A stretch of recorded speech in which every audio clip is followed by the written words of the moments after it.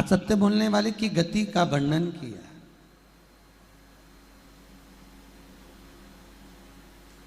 बहुत दूर फेंकाया।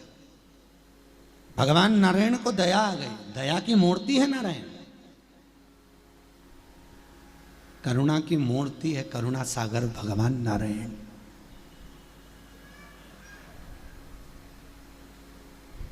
बहुत जल्दी पसीज जाते हैं भगवान नारायण। और नारायण ने जाकर विनती करी, प्रभु भोलेनाथ गलती हो गई है, क्षमा करिए। और बहुत बड़ी गलती हुई है प्रभु। ये ब्रह्मा ने असत्य बोला है, ब्रह्मदेव असत्य कह रहा है, बहुत बड़ी गलती है। पर भगवान विष्णु शिव जी से कह रहे हैं आप इनको क्षमा कर दीजिए। ठीक है, क्या करना है नारायण, आप जो बोलोगे मैं वो कर दूंगा। आप जैसा कहें मैं वैसा करने को तैयार हूं। आप बोलो वैसा मैं कर दूंगा। बोलिए महाराज, ये ब्रह्मा का जो सिर कटा है इसको आप वर दे दो। भगवान शंकर ने कहा ब्रह्मा जी का जो सिर कटा, ये कटा हुआ सिर का एक वृक्ष उत्पन्न होगा जिसको लोग वट वृक्ष कहेंगे। कौन सा वृक्ष है? वट वृक्ष।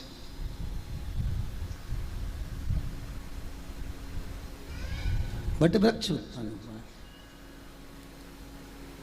और इस वट वृक्ष के नीचे केवल अगर पूजन होगी तो पितरों की होगी, तर्पण होगा, पिंड होगा। पर बाकी के इस वृक्ष के नीचे केवल पूजन पूर्वजों की, पितरों की और तर्पण का भाव मान्य होगा। इस वट वृक्ष के नीचे मेरा ही एक स्वरूप पूज्य होगा जिसको लोग वटकेश्वर महादेव कहेंगे। क्या नाम पड़ गया? जम के बोलिए, वटकेश्वर महादेव। बोल वटकेश्वर महादेव की हर हर महा। अच्छी जम के बोले, देव गाड़ी देव, बंगला देव, अच्छी बहू देव, पोता देव। बोलो दोनों हाथ से, हर हर वटकेश्वर महादेव का। और आज भी नियम है, जिस व्यक्ति की प्रॉपर्टी नहीं बिक रही हो, फ्लैट नहीं बिक रहा हो, जमीन नहीं बिक रही हो, बहुत परेशान हो गए, कोई प्लाट लेके पटक लिया और वह बिक ही नहीं रहा, तो बड़ के पेड़ के नीचे, बड़ के पत्ते के ऊपर भगवान शंकर का बालू रेत का शिवलिंग बनाइए।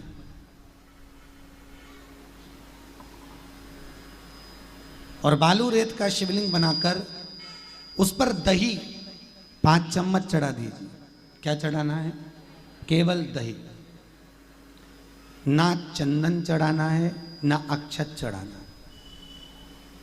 एक घी का और एक सरसों के तेल का दीप वही शिवलिंग के सामने लगा दीजिए और दही चढ़ाकर नमन कर कर भगवान वटकेश्वर महादेव का पूजन कर कर बाबा से विनती करो, हे बाबा हमारा वो प्लाट, हमारी वो जमीन शीघ्र बिके। विनती कर कर उसी में से थोड़ा सा दही उठा लीजिए, उसको कटोरी में रख लीजिए, वही दही ले जाकर उस प्लाट में, उस फ्लैट में, उस मकान में डाल दीजिए और वटकेश्वर महादेव के उस शिवलिंग को ले जाकर विसर्जन कर दीजिए बहते हुए पानी में। मात्र 3 से 3.5 महीने में जो जमीन, जो प्लाट, जो फ्लैट बेचना है वो बिक जाता है। वटकेश्वर महादेव का इतना प्रमाण कहा गया है। वटकेश्वर महादेव, ये वही वटकेश्वर महादेव, वटकेश्वर महादेव, ये वही वटकेश्वर महादेव का प्रमाण वर्णित किया। कहते हैं अगर हमारी दुकान नहीं चलती है, धंधा पानी नहीं चलता, व्यापार नहीं चलता, तो उसके लिए वटकेश्वर महादेव का पूजन किया जाता है। सही व्यापार ना हो, लक्ष्मी कमा नहीं रहे हो, बहुत मेहनत कर रहे हैं, फल 1 रुपया नहीं मिल रहा हो, अथक प्रयास किया जाए और अगर फल नहीं है तो बटकेश्वर महादेव का पूजन करिए। उसके लिए भी कहा, पर उसके लिए हमारे यहाँ वर्णन किया गया, बड़ के पत्ते के ऊपर पीपल का पत्ता रखना पड़ता है और पीपल के पत्ते के ऊपर फिर खाकर का पत्ता, इन तीनों को रखकर बालू का शिवलिंग बनाकर केसर में चंदन घोलकर बटकेश्वर महादेव का अभिषेक करते हैं पानी में घोल, और शिव को चढ़ाकर उसी केसर चंदन का जल और 5 पत्तों में 3 पत्ते जो आपने रखे उसमें से कोई भी एक पत्ता ले जाकर व्यापार वाले स्थान पर उसको रख दीजिए। उसी चंदन में, उसी केसर चंदन में मिला होगा वो पत्ता, चिपका होगा। आपको केवल आपने आज रखा, आपको कल से अंतर मालूम पड़ जाएगा व्यापार कैसा बढ़ता है। अपने आप उसमें सुख का अनुभव होता है, आप अपने आप उसमें सुख की अनुभूति होती है, फल की प्राप्ति होती है। इसको बटकेश्वर महादेव की पूजन कही गई, बटकेश्वर। आगे फिर कथा में सुंदर वर्णन किया गया बाबा भोलेनाथ जी की कथा का, और वर्णन किया भगवान शिव के द्वारा अलग अलग वेदव्यास जी ने शिवलिंग का प्रमाण दिया। घर में मूर्ति शिवलिंग जिस भगवान की हम पूजन करते हैं वो भगवान, वो ठाकुर का स्वरूप कितना बड़ा होना चाहिए। वेदव्यास जी ने कहा जैसे हथेली भूमि को समझो और भूमि पे एक अंगूठे को खड़ा कर लो, बस इतना बड़ा स्वरूप हमारे घर में पूज्य माना गया। कितना बड़ा, अपने हाथ पर हथेली पर अंगूठे को रखेंगे, बस इतना बड़ा स्वरूप की पूजन हमारे घर में होना चाहिए। अधिक बड़ा शिवलिंग, अधिक बड़ी कोई मूर्ति घर में ना हो। क्यों?